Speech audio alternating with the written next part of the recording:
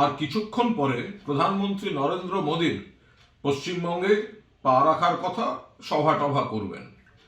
আমি পরিষ্কার বলতে চাই, 2021-এও এসে সব বড় বড় কথা শুনেছি, 2024-এও শুনেছি বাংলার মানুষ প্রত্যাখ্যান করবেন, কারণ তার সফরের সঙ্গে বাংলার মানুষের স্বার্থ, অধিকার, বকেয়া প্রাপ্তি, বাংলার ইতিহাস রক্ষা, বাঙালিকে সম্মানের কোনো সম্পর্ক নেই। বাংলার মানুষ প্রত্যাখ্যান করবেন। ড্যামেজ কন্ট্রোল করতে আসছেন, বুঝেছেন বিরাট ড্যামেজ হয়ে গেছে।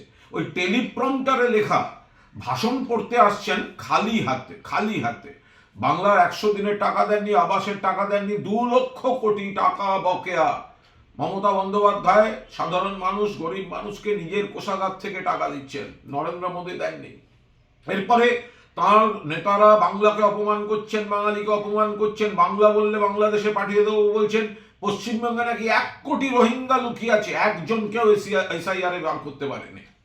এইরকম পরিস্থিতিতে মতুয়া সম্প্রদায় তাদের অনিশ্চয়তার মধ্যে ফেলে দিয়েছেন এই বিজেপি। এবার তাদের কিছু মানুষ কিছুদিনের জন্য বিজেপিকে ভুল বুঝে বিভ্রান্ত হয়েছিলেন। এখন এসআইআর এর পর তারা অথই জলে পড়ছেন, এখন সেখানে ড্যামেজ কন্ট্রোল করতে আসছেন।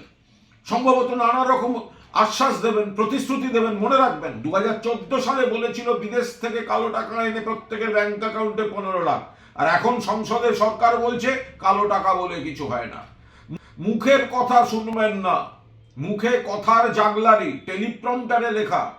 সিএএ কার্যকর নিয়ে এখনো কোনো আমরা জানি না গভর্নমেন্ট নোটিফিকেশন ইত্যাদি আছে কিনা, থাকলে তো সেটা সুপ্রিম কোর্টেই তারা দিতেন।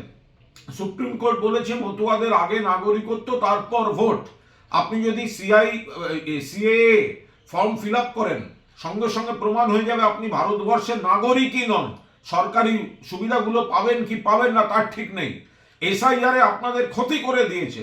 বিজেপি বুঝেছে বিরাট ড্যামেজ হয়ে গেছে। ড্যামেজ কন্ট্রোল করতে আবার সেই প্রতিশ্রুতি শোনাতে নরেন্দ্র মোদীকে আনছে, ফলে তার কথা মানুষ কিন্তু আর বিশ্বাস করবেন না।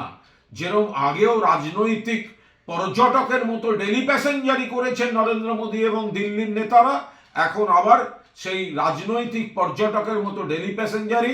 ড্যামেজ হয়ে গেছে বিজেপির। ড্যামেজ কন্ট্রোল করতে আসছেন শুধু ভুল বুঝিয়ে। মানুষ এসব বিশ্বাস করবেন না।